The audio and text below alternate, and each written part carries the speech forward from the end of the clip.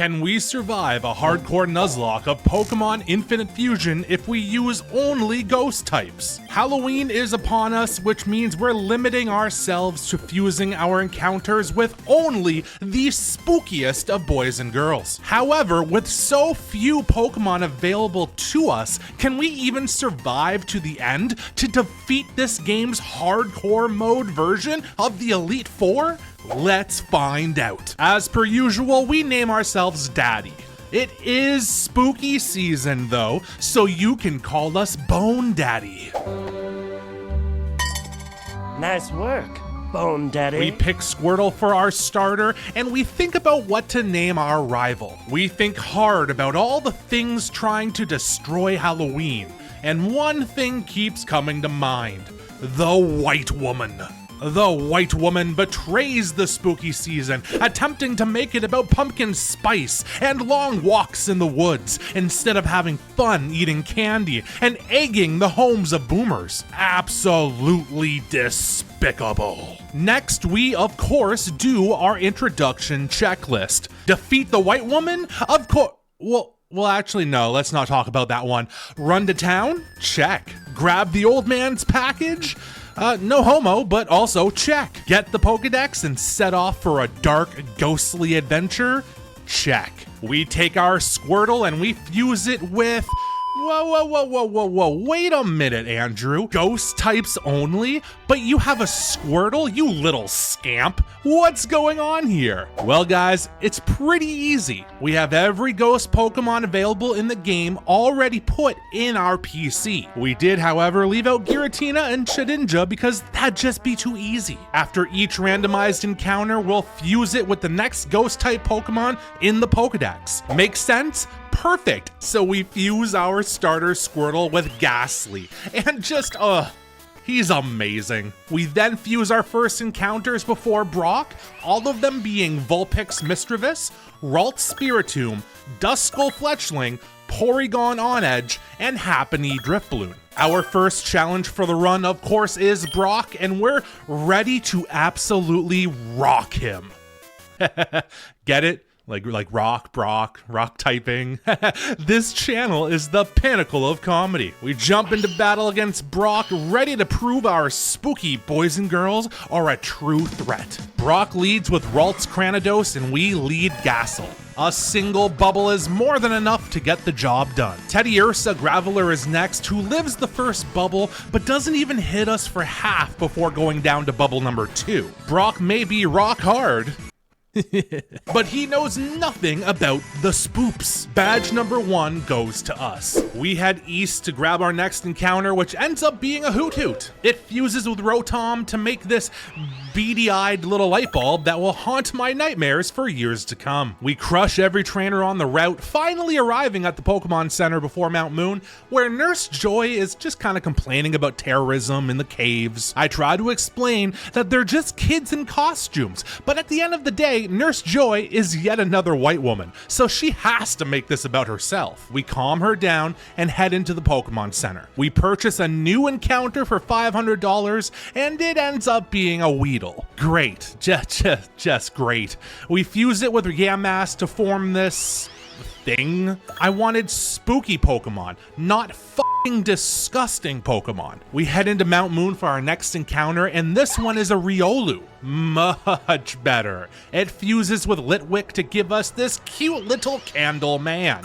Now this I love. Traversing Mount Moon, business as usual. Crush trainers, level up my Pokemon, and destroy the hidden secret agenda of the multi-billion-dollar terrorist organization masquerading as trick-or-treaters. Business as usual. We get to see Gasol evolve as well, and he looks even better than he did before. We come down off the mountain, get the whole team to level 19, and approach the White Woman once more. She's heard that we've been talking shit about her around the local Starbucks, and she's not happy. Our eyes meet, and we jump into battle. White Woman leads with Wooper Houndoom, and we lead Poriedge. Woodoom wastes its turn with Mudsport, and we take advantage by setting up a free Swords Dance. 2 tackles, and half of our health bar later, Woodoom goes down. Charizard is out next, and we stay in to hit another tackle. However, we forgot, crucially may I add, that Charmander learns Dragon Rage by level 21. 40 HP guaranteed damage.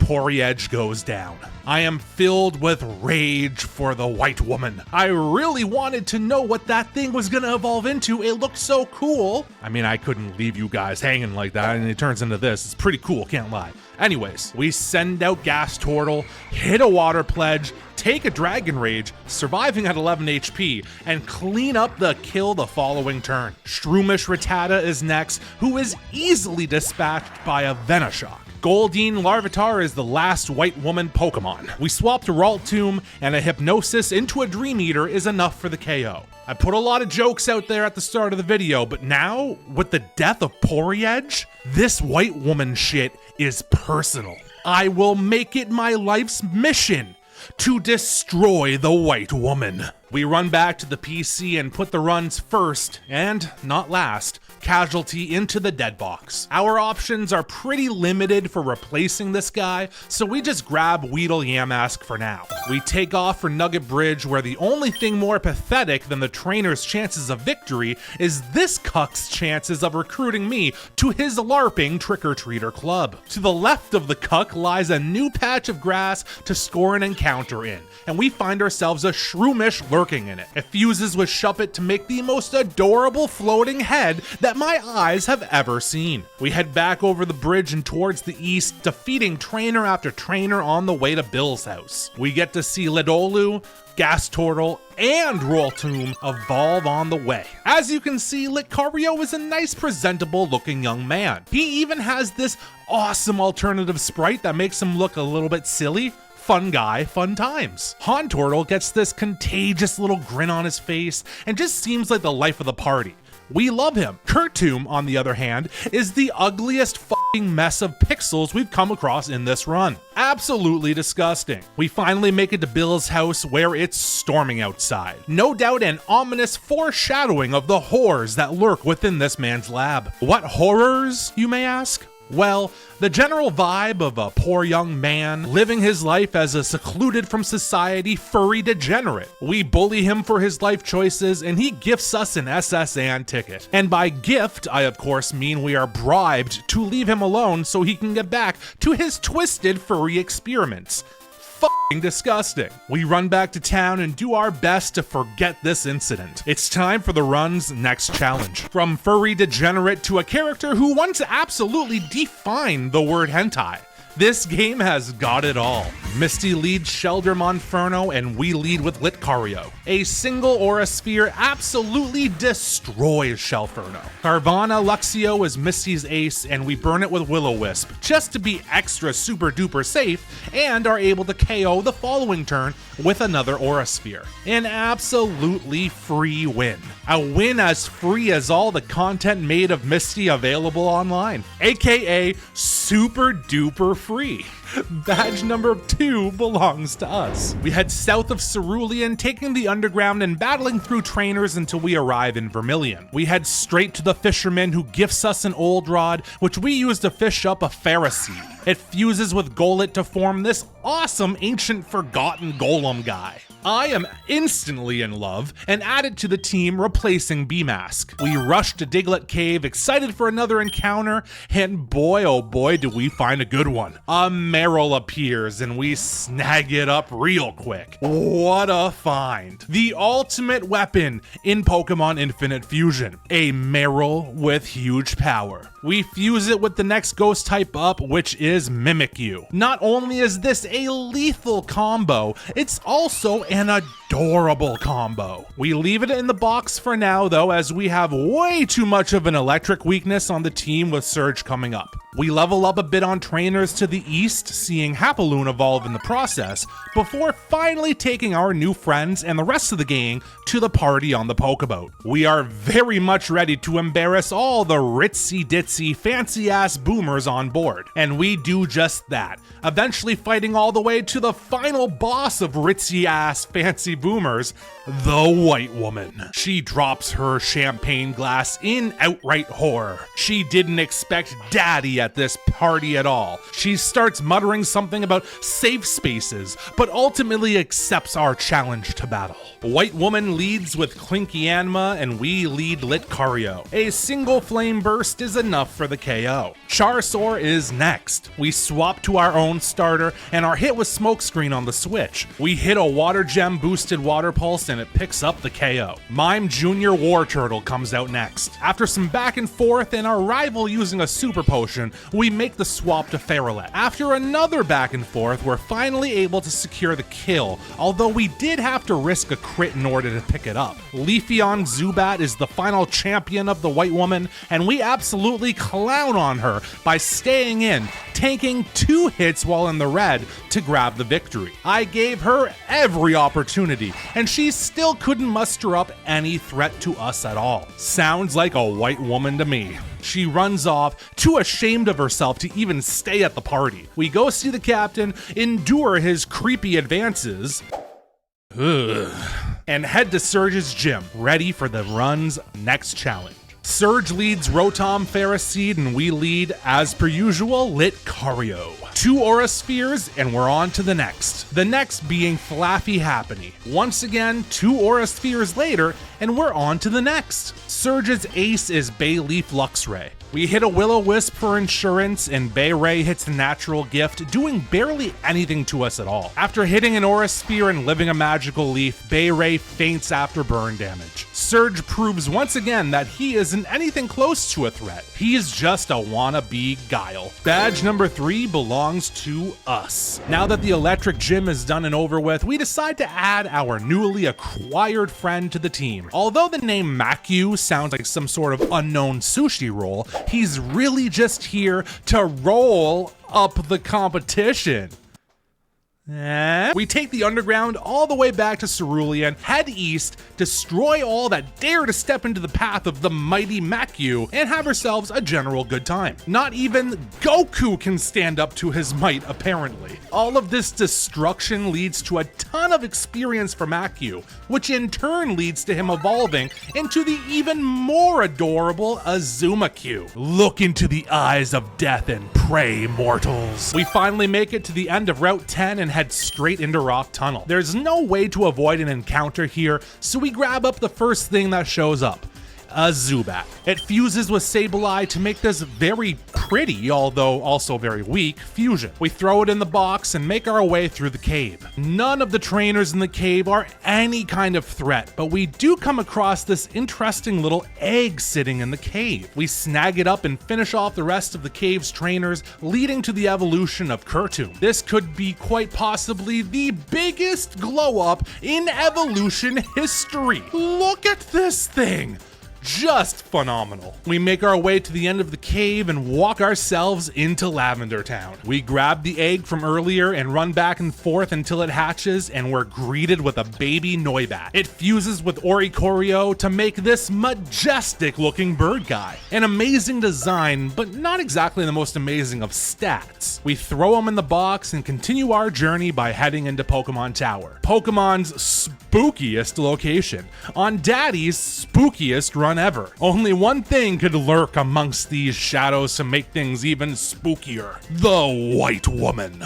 Truly a dastardly sight if I've ever seen one. Our fight or flight response takes over, and we attack the ghoulish monster the moment we set eyes on her. White Woman leads with Kecleon Bunary, and we lead Gardetu. We set up a Calm Mind, thinking this will be an easy sweep, but it hits us with Feint Attack, doing far more than half. We take a risk by staying in and clicking Psychic, which pays off with a huge one-hit KO. Donphan Suicune is up next, and we are not dumb enough to stay in again, so we swap to Azumakyu. We're hit with Assurance, which we resist and absolutely eat up. One play rough would have killed, but sturdy procs. The silly White Woman then proceeds to waste all of her super potions as we keep knocking Donphan into the red, eventually picking up the KO in exchange for only 14 of our HP. Jumpluff Smoochum is up next, who gets nuked into oblivion by another play rough. Our rival's ace comes out and we hit it with the Water Gem boosted Aqua Tail that we were saving for this exact moment. An easy one-hit KO. The Pumpkin Spice Latte falls from White Woman's hand as she curls up in a ball, utterly defeated. She can barely keep her sobbing down while we listen to some Team Rocket grunts yell about their terrorist plans in the corner. White Woman makes up some excuse to leave and then books it. We leave the tower and then leave town, heading west to the big city. Celadon, the big city, full of plant life, mega malls, and terrorism. Of course. Did I mention the terrorism? Before dealing with that terrorism, however, we have to do some shopping. We head to the department store and buy ourselves a shiny new Firestone. We've been waiting a long while to evolve Miss Pix, and now is finally the time. We watch our cute little fox evolve into this majestically designed powerhouse and run off to the sewers, excited to see what our new friend can do. We bust open the front gate, punch a bunch of rocket cucks in the mouth, and reach Giovanni in record time. Our team feels so powerful with its impressive ass whoopings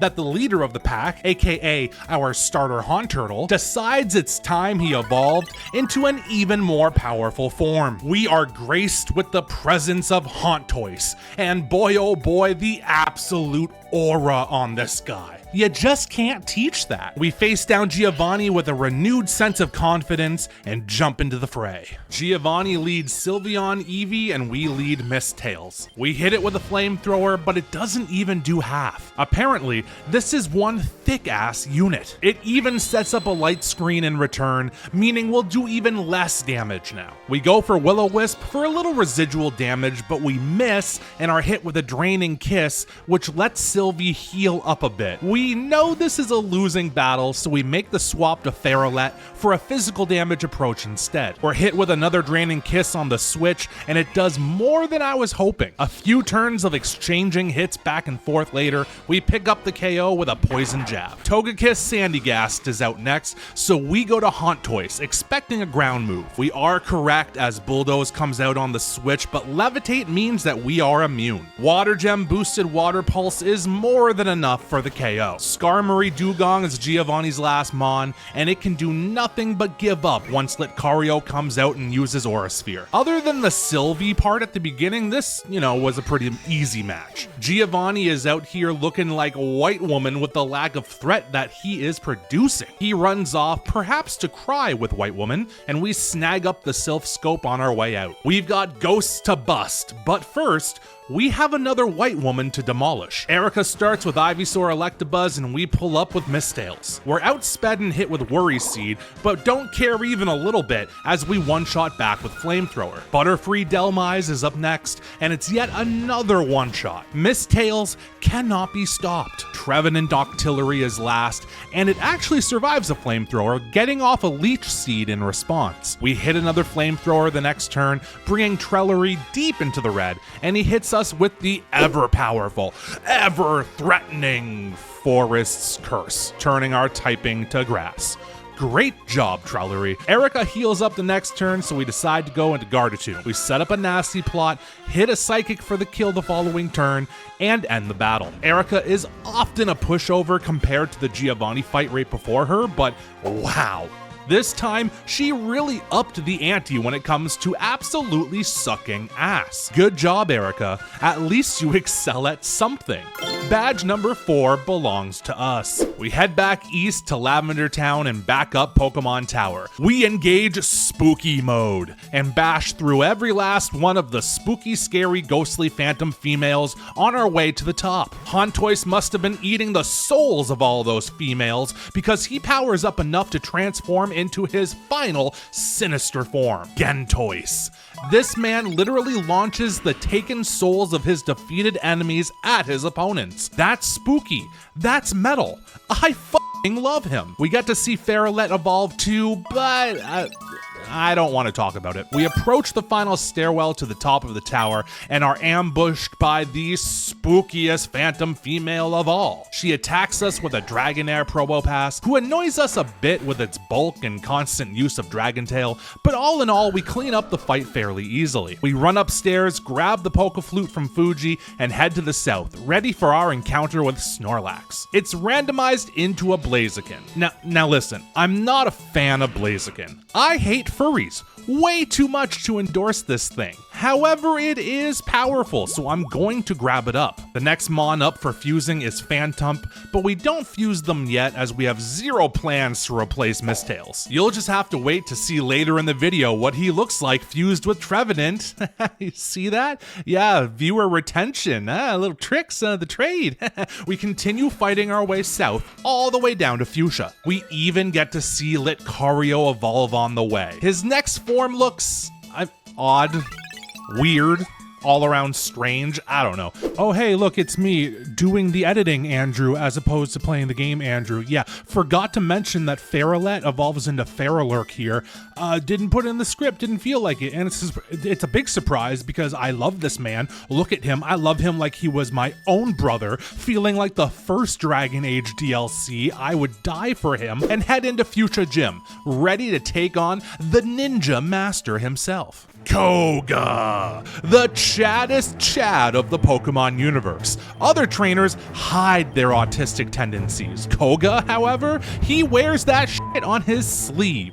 He lives the weeaboo life inside and out. What could possibly be more intimidating and spooky than that? This is the one man in this Pokemon world that I am scared of. We prep ourselves and jump into the fight. Koga starts Bellsprout Beware, and we send out Gardevoir. We get cocky turn 1 and set up a nasty plot. This was not a great decision. We're hit with a 4 times effective payback.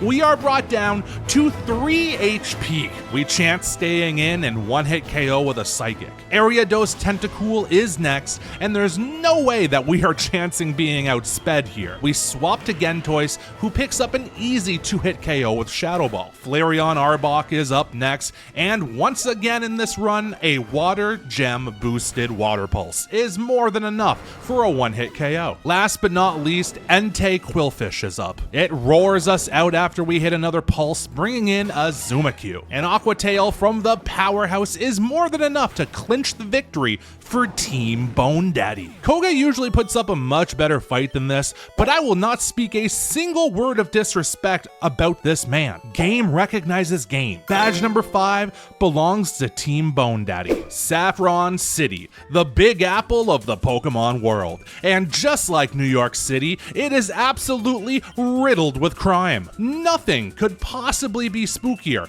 than the constant degrading of America's once great cities. We decide to go full NYPD and start stop and frisking every Team Rocket grunt that we come across. We shake down every grunt all the way to the top of the Silphco building. We get rewarded for our efforts with a free gift encounter, which is a Gliscor. We send it to the PC for now because we're just a little bit busy stopping terrorism in New York City. That's right, folks.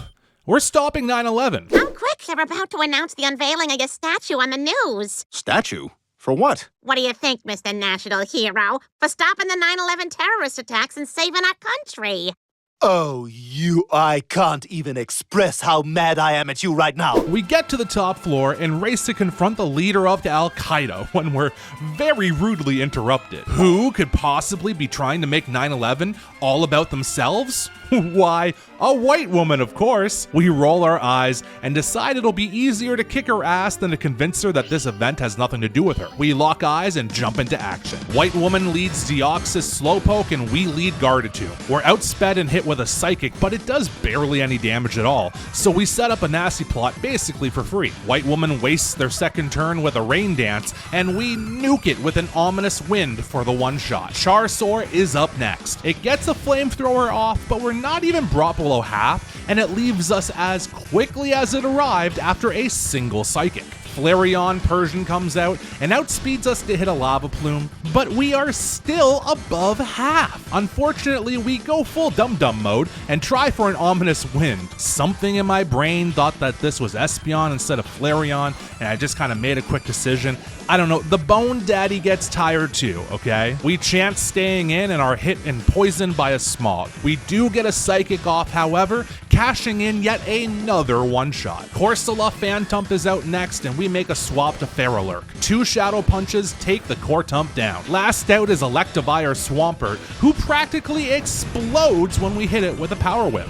I love making that edit in every single video. The white woman just had to go sticking her nose in our 9/11 business. She's so embarrassed by her lack of judgment, she decides to heal our team and join us in taking on the terror group waiting for us. We enter the next room and confront the terror plot that's currently in action.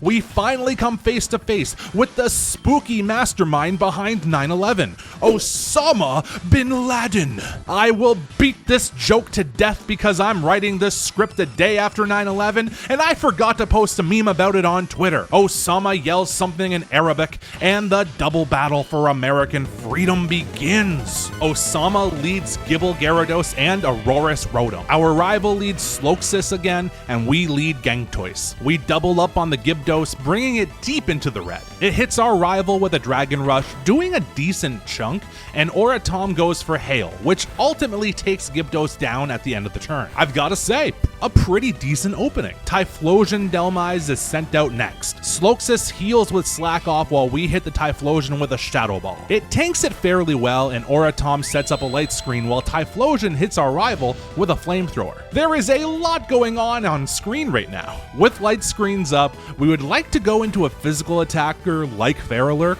but we need to subdue the fire type on the field before that happens. We go for a Hypnosis on it, but we miss. Sloxus sets up and gets doubled up on with attacks from the enemy. We double up on Typhlosion next, just barely missing the KO. Sloxus is taken out by a Flamethrower, but Typhlosion also goes down to hail damage. Quagsire Sylveon is out next for Mr. Osama, and Cortump is out next for our rival. We spam Surfs with Gangtois for a few turns until Oratom goes down, then swap to Feralurk to clean up the KO on Quagbeyond. We felt a bit of pressure there for a bit, but ultimately we came out without much concern. Terrorism has been defeated. Well, you know, for now. Osama bin Laden and his gang of quirky sidekicks runs off in the direction of Pakistan, and we reap the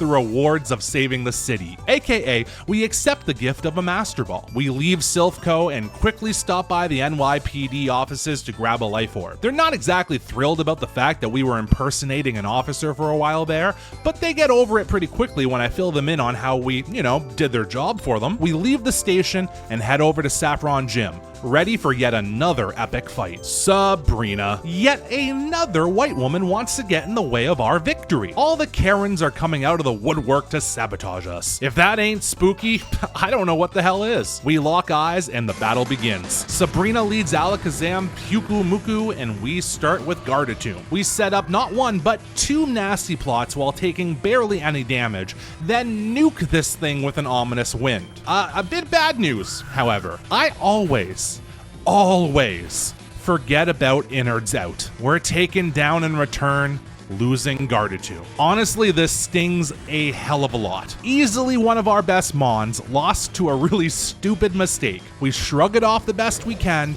and send out Feralurk. It's met by Sabrina's next Mon, Deoxys Alakazam. Quick Claw comes in clutch as it procs, allowing us to one-shot the Deoxys with a Shadow Punch. Butterfree Necrozma is next, and Quick Claw proves to be one of the most OP items in Pokemon by proccing yet again, leading to another one-shot. Celebi Hitmonchan is Sabrina's last Mon, who can only hit us with an Ancient Power and Magical Leaf combo before succumbing to two Shadow Punches as well. I have a feeling that without Quick Claw, this would have been a much harder fight. However, the magic of spooky season came through in the end, allowing us to defeat the Pumpkin Spice Enjoyer with ease. Badge number 6? That belongs to us. We head to the PC and lay Gardetomb down to rest. This is a devastating blow, as surprisingly enough, we haven't really collected a ton of power in the PC with all of these encounters that we've gotten. We fuse our newest encounter from Silphco, the Gliscor, with Delmise to make an awfully awesome looking fusion. However, a slow ghost flying type isn't really bringing much to the table here. We decide instead to bring Hapablim along with us for the time being. Now that Sabrina is defeated, the train station opens up, which allows us to take a quick ride over to Goldenrod, where we can hit up the department store and purchase 2 Dusk Stones. A couple of our team members have been looking forward to this for a long time and get to see their full potential come forth. We use the stone on Miss Tails, evolving her until Well, until her name is still Mistails, but look at her! Clear and obvious upgrade. Stone number 2 goes to Lampcario, who evolves into Chandelcario. Now that is what I call an upgrade. Dude looks like he went Super Saiyan. We also use an Oval Stone and a couple of levels to evolve Happablim all the way to Blissblim. This thing doesn't look like much of a threat, but with a few TMs and some future moves, we're gonna turn this thing into absolute cancer for our enemies. We head back to Kanto via the train and set sail for Cinnabar Island, where the next obstacle to victory shows its face. It's Blaine. But wait, we can't use Burn Heal in battles in these runs. Oh, are we doomed? Let's find out. Blaine leads Typhlosion Kabuto, and we lead Gangtoise. A gem-boosted Surf just misses the KO, and we eat a Flamethrower for a third of our health in return. Another Surf the next turn does the trick though. Rapidash Jolteon is next, and we take a chance by staying in. We're outsped, and Rapion gets off and Agility. It's pretty lucky for us. Surf hits, but isn't enough to take it out after a Pasho Berry weakens our move. We decide not to tempt fate again and make the swap to Blissblim. Before we can, however, Blaine also swaps to Charmander Regigigas. We hit a Toxic and tank all of its moves while chipping it with Hyper Voice, picking up the KO a few turns later. Charizard Rhyperior is up next. We cannot chance Blissblim taking a super effective physical hit, so we make the swap to Azumarill. We're hit on the switch with Flamethrower, which only does about a quarter. An Aqua Tail is more than enough the next turn for the kill. Rapion is Blaine's last Mon, who sets up an Agility again. We hit another Aqua Tail, and the victory is ours. That fight could have been a lot spookier if Blaine didn't spam Agility with that one really fast Mon. Silly Blaine. I'm gonna start calling you a white woman soon if you don't stop throwing fights like this. Badge number 7 belongs to Team Bone Daddy. Now comes for the hardest part of the run, the spookiest part, if you will, the legendary birds battle. Usually at this point in a run, we'd have a rock type or two to make this easier. This time around, however, we don't get such luck. We'll just have to do our best to brute strength our way through it this time around. We keep Azumarill and Mistails on the team for straight power. We then evolve 4 Pokemon from the box that are a bit more expendable: Trezekin, Noctum, Oravern, and Talanoir. We devise a plan and leave the PC ready to put it into action. We eavesdrop on Team Rocket, track them to Mount Ember, and prepare ourselves for what will no doubt be a very tough battle. Mr. Osama bin Laden himself has finally done it. He's gotten his hands on a weapon of mass destruction. He sends out his legendary bird fusion, and boy oh boy is it girthy and mighty. It hits the field with all 3 of its glorious health bars. We lead Oravern. Bird on bird violence. Poor little Oravern here may as well be a ritual sacrifice. He has only one job: get up Tailwind. We outspeed all 3 heads of the bird and get the Tailwind up, which allows Oravern to die with honor. We send out Talanoir next, who has just one job as well: kill the Articuno. He does just that, one-shotting the Articuno head with a giant Flare Blitz. The Moltres head then uses Tailwind though, canceling ours out, and Zapdos hits a Thunderbolt. Somehow we survive. This allows us to get another Flare Blitz in next turn, bringing Zapdos to half health. Talanoir does go down to the recoil though. May he rest in peace. He too died with honor. Now we just need someone who can take the Zapdos down from half and then 1v1 a Moltres. Seems like a tall order, right?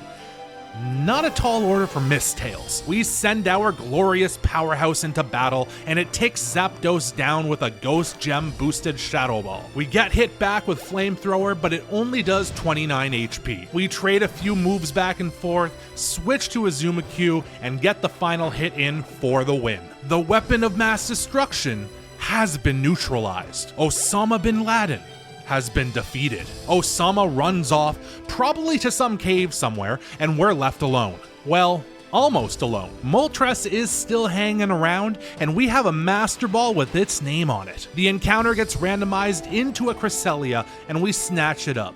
we leave Mount Ember and head back to Cinnabar. We hit the PC and box our fallen soldiers. We give them a salute and thank them for their service. We fuse our new Cresselia with Sandygast, our last available encounter for the run. It makes this sleepy little guy. Is he powerful? No bloody idea. We don't use him. Why? Because our regular team is strong enough. I think. I hope.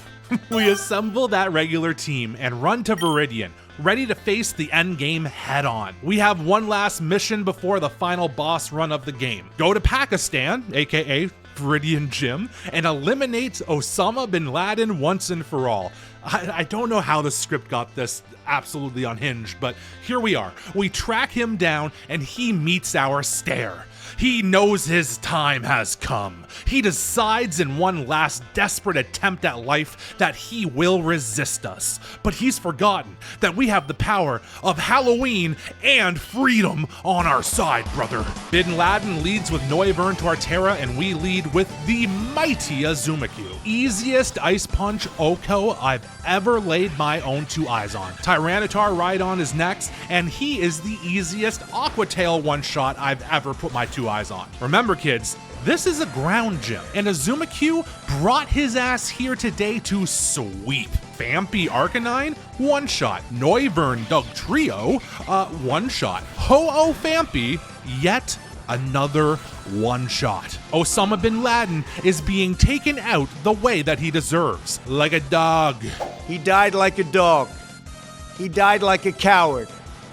The world is now a much safer place. Utterly ashamed and embarrassed, Osama finally admits defeat. It's been a long road here.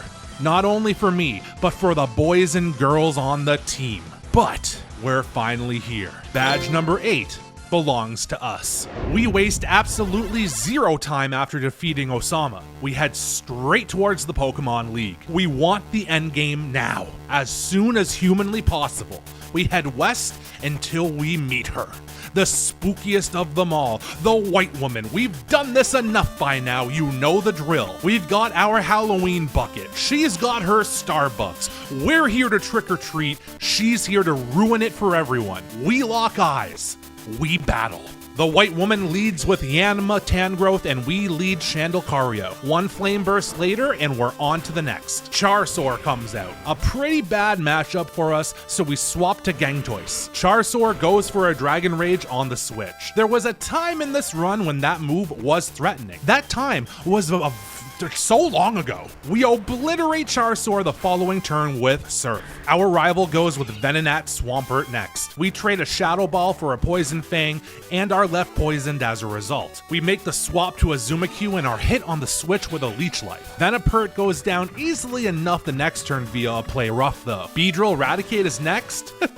It doesn't stand a chance against Azumarill. Granbull Lucario, a bit tougher maybe, but not tough enough to live in Aqua Tail. Regigigas Persian is last, who also falls pretty quickly to an Aqua Tail. Try as she may to ruin the holiday, the White Woman just cannot handle the levels of spooky joy that Halloween has. She runs off to plot her one last attempt to ruin the children's favorite day of the year. We'll see her again soon enough. We hope. We keep moving forward and walk towards the final leg of our journey, Victory Road. It is not a challenge, like not even a little bit. The trainers dispatched with barely a thought. The puzzles made for toddlers. We practically sprint through it and come out on the other side more determined than ever. The end has finally come. But will that ending be with a joyous victory?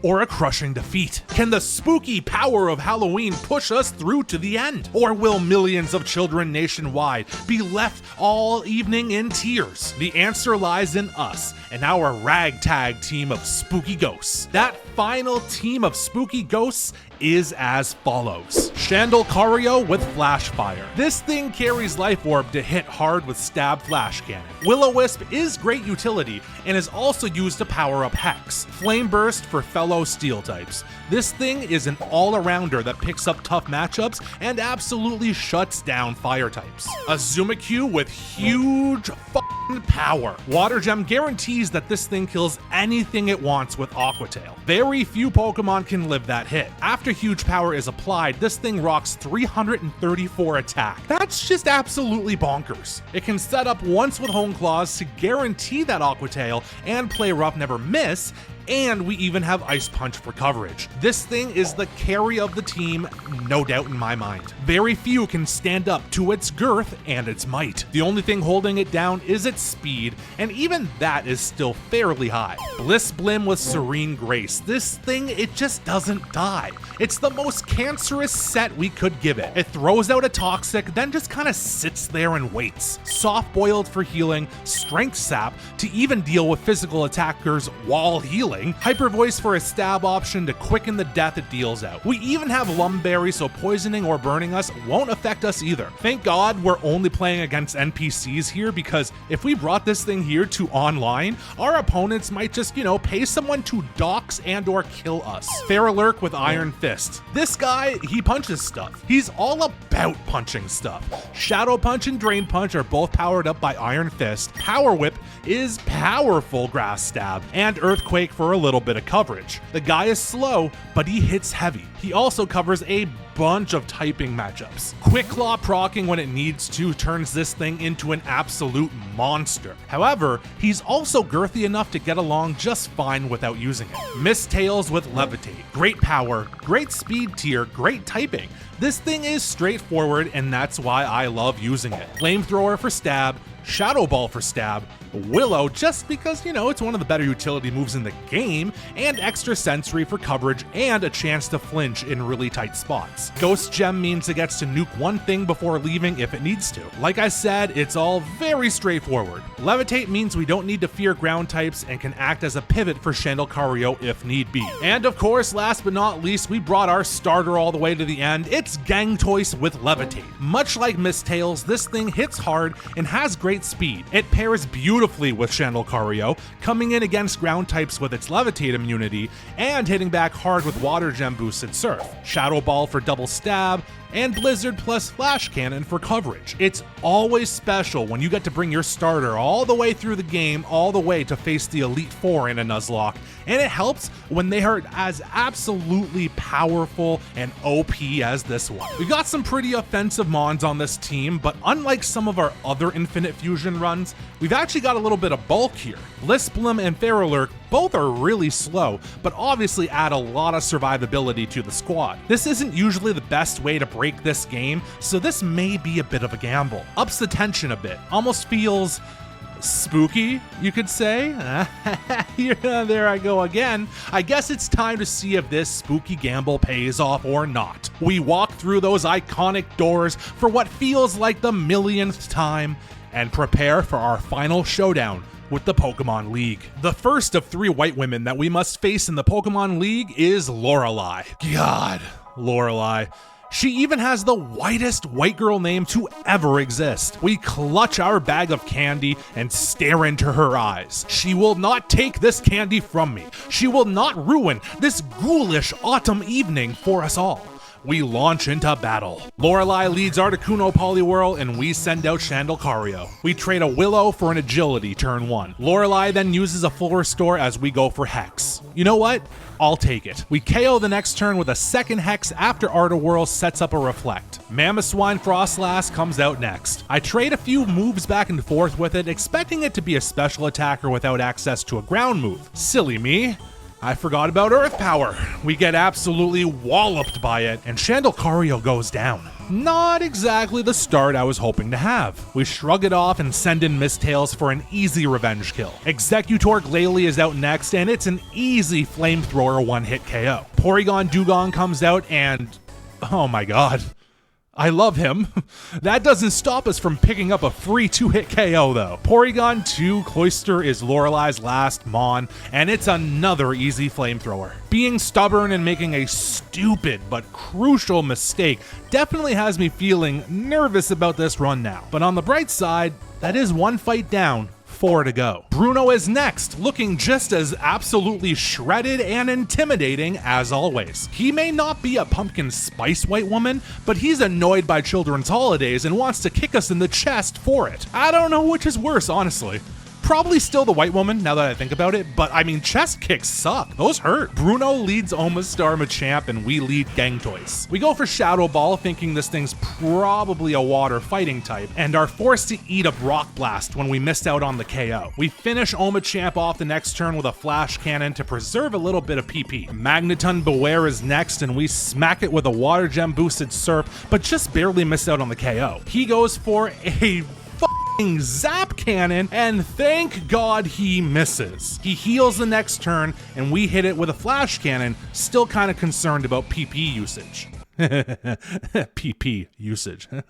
We may not KO without the Water Gem boost, so we swap to Mistails. Bruno heals on the swap, unfortunately. We hit a Flamethrower, and it's a huge one-hit KO. Sandslash Machamp comes out, and we hit another Flamethrower, feeling safe as we have Levitate. It goes for Sandstorm, effectively wasting its turn. We clean up the kill with Extra Sensory. Meloetta Combuskin is up next, and it's an easy Extra Sensory one-shot. Last but not least is Tauros Machamp. We've been chipped down a bit by Sandstorm, and are no doubt in range of any Dark-type move to kill us, so we swap to Azumarill. A Zen Headbutt hits us on the switch, but doesn't really do all too much. One play rough later and Bruno has been defeated. Not too much danger, but we definitely needed to play safe to guarantee it stayed that way. That Zap Cannon hitting us could have been rough though. That was quite the spooky moment. 2 down, 3 to go. Speaking of spooky, White Woman number 2 is none other than the infamous Agatha. Agatha is old as shit. She's been around for more Halloweens than myself and my entire team combined. She's the kind of White Woman to stand in her front window all Halloween night and call the cops on minority children that take more than one piece of candy from the porch bowl. This evil bitch needs to be put down. She leads Miss Magius Executor and we lead Gangtoys. A ghost on ghost battle means only one thing: all out offense. And Gangtoys? Gangtoys knows all out offense well. He's all about all out offense. We proceed to take out 4 Mons in a row, all just by spamming Shadow Ball and Surf with this behemoth of a turtle. Finally, Agatha's last Mon comes out, Wobbuffet Dusknoir. Finally, a bit of a challenge. We cannot risk missing the KO and having Mirrorcoat take us out here. So we switch, thank God we're allowed to the beautiful cancer-causing Blissblim. We wear it down with Toxic while healing with Strength Sap, and it's an easy risk-free KO. White Woman number 2, exterminated.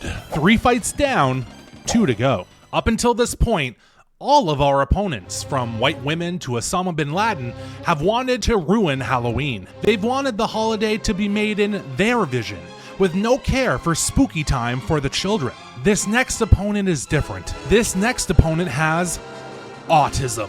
With his obsession with dragons and his cape wearing in public, this man has not grown up. He demands, as a grown-ass man, that he get to trick or treat with the kids. He needs to move on. He needs to be put down. With a heavy heart, we face him in battle. Lance leads with Slagoo Rapidash and we lead Azumarill. We're outsped and hit with a Body Slam which paralyzes us. We KO back with an Aqua Tail, but having our only fairy type crippled by paralysis this early is a tough trade to make. Gudra Quilava comes out next, and we're hit with an Inferno before KOing back with another Aqua Tail. Reshiram Poliwhirl comes out, and being paralyzed and at 76 HP means we need to make a swap here to Feralurk. We take an Extra Sensory on the switch, and it does about a quarter. We know this is a Dragon type, but we're still cautious about a possible fire move. We stay in and go for a Drain Punch, eating a Dragon Pulse before we get it off. Lance heals the next turn as we hit a huge Power Whip, bringing Reshiram down to the red. We know Lance will probably heal again, so we take the free turn to bring in Blissblim. This 1v1 is a perfect example of just how broken Blissblim is. We slowly wear our opponent down with Toxic while healing with Strength Sap, only losing 50 HP by the time we grab the KO. Rayquaza Fracture is next, and we send out Feralurk to tank a physical hit. We're played like a book, however, as Fraxquaza gets up a free Swords Dance as we swap. We're hit by Outrage, and it takes Feralurk out with ease. You want to talk spooky? This thing is spooky. Only one Mon can help us now. We send out Team Captain Gangtoise. Hitting a blizzard might just make or break this run. But come on, folks, you really think Gangtoise would fold under pressure like that? We hit the blizzard first try and pick up a one-hit KO. Lance's last Pokemon is Jirachi Hydreigon, an absolute unit. We hit a Shadow Ball, which only does about a third. Hydreigon sets up with Cosmic Power, raising both its defenses. Spooky! We land another Shadow Ball hoping for a special D-drop, but all we do is bring it under half. It sets up another Cosmic Power in response. We go for Blizzard next, hoping for maybe a lucky freeze, but we don't get it. In response, it just goes for Future Sight? No heal the next turn? No nothing? Huh. Bold strategy, Cotton. Let's see if it works out for him. It doesn't. It just goes down to Shadow Ball. A complete throw by Lance with his most powerful Mon. I'm almost certain he had heals left. I don't know what he was thinking. Part of me blames the autism, but part of me thinks that maybe, just maybe, during our battle, Lance realized. He realized that he had to let go of trick-or-treating. This is all bigger than just him, one man. I like that scenario more. We salute Lance for his dedication to Halloween, and we move on to Spooky Season's final challenge. Boys and girls, ladies and gents, it all comes down to this: the battle for Halloween, the fight for Spooky Season, the inevitable showdown with the White Woman. We want the kids to have their fun. She wants them kept quiet. We want candy. She wants pumpkin spice. We want this run to end in victory. She will do everything to stop it. One last battle. It begins. White Woman leads with Gardevoir Glalie, and we lead with Misttails. An absolutely perfect matchup for us. A single flamethrower is more than enough to take out Gally. Suicune Electivire comes out next, which definitely is not a good matchup for us. We stay in, however, as nothing really wants to take an electric move from this thing on our team. We Will-O-Wisp it to negate some damage, and Suivire goes for Mirror Coat, which obviously fails. We're between a rock and a hard place here, so we just throw off a Shadow Ball and pray. Suivire goes for Ice Fang this time, doing barely any damage. Another Shadow Ball cleans up the kill. I'm shocked, but you know what? We fucking take those. Reshiram Furret comes out, and oh my god. Just look at him. Oh my god, he deserves the world, but we will not give it to him. We make the swap to Azumarill and take a Fusion Flare for our troubles. Our attack is lowered the next turn by Noble Roar, just as we set up a Hone Claws to bring our attack back up. We decide to get a bit greedy and set up a second Hone Claws, as we're hit with Extra Sensory for a decent chunk of HP. We have to take a second hit, but ultimately land an Aqua Tail, which doesn't kill. Uh-oh, we may have miscalculated here. We swapped a Blitzblim, and our rival heals to full. With 2 Mons down and our offensive typings having a lot of overlap, we're pretty down to the wire here. Blitzblim is gonna have to shine. And damn it, Blitzblim does. We absolutely wall the living fuck out of this Reshiram Fusion, letting Toxic do damage as we heal and chip away with Hyper Voice. White Woman's ace Charizard is out next. We know Blitzblim could probably wall this thing too, but I couldn't possibly call myself the Bone Daddy without facing White Woman's starter with our own starter. We swapped a Gangtoise and we're immune to Slash on the switch. We outspeed, fire off a Stab, Water Gem boosted Surf for what feels like the 100th time in this run, and we pick up a monster KO. Our rival's second last Mon is Typhlosion Tangrowth, and it comes out next. We stay in and hit another Surf, but it only does about half. We got cocky, and unfortunately we pay for it. Tanlosion hits back with a Power Whip, which is enough for a one-hit KO on Gangtoise. We brought him all this way. Through all the spoops, he was by my side. His sacrifice cannot be in vain. We send out Misttails for a revenge kill, and after White Woman burns through a few heals, it goes down without too much extra effort. We do, however, take a decent amount of recoil from Life Orb in the process. It all comes down to this. White Woman's final Mon is Entei Parasect. We hit a Flamethrower, doing about 2/3. We're hit back with an extra sensory, and Miss Tails eats it up like a champion. We swap the Bliss Blim to ensure Miss Tails' survival and make White Woman struggle painfully through one last cancerous, toxic plus heal spam KO. Why? Because she f***ing deserves it. I do not feel bad, I feel great. Why? Because we are officially Pokemon champions. The White Woman drops her Starbucks cup, frozen in disbelief. Her eyes fill with tears, causing her overpriced, cruelty-free mascara to run down her face. The ugly crying commences. That's what you get for fucking with my Halloween, bitch. Nothing could stop us from defending the greatest time of all. After all the pain, all the suffering, all the casualties, finally, we have achieved victory. And we did it for spooky season. And that, ladies and gentlemen, boys and girls, was our Pokémon Infinite Fusion Ghosts Only Hardcore Nuzlocke! Yay! If you made it this far, thank you. Honestly, 100% thank you. I'm off the cuff right now, so I'm going to sound like a blithering idiot, but I really do kind of pour my heart and soul into these videos, and I'm always happy to see people really enjoy them enough to watch them all the way to the end. So if you got this far, comment below, tell me which run we should do next. But honestly, at this point, I kind of want to do every type for this game because I adore this game. I've been playing it for like a year straight with no other Nuzlockes, and I'm just still in love with it. However, I am open to doing other fan games if there's any like really good ones out there. Emerald Sea Glass comes to mind. I'm probably a few months late on that trend, but you know, it looked cool, but we'll see about that. Comment what typing we should do after ice types, subscribe to the channel, and be sure to check out all of our other Nuzlocks if you haven't yet. With all that being said, may spooky season treat you well, or I hope it did. Bone Daddy out.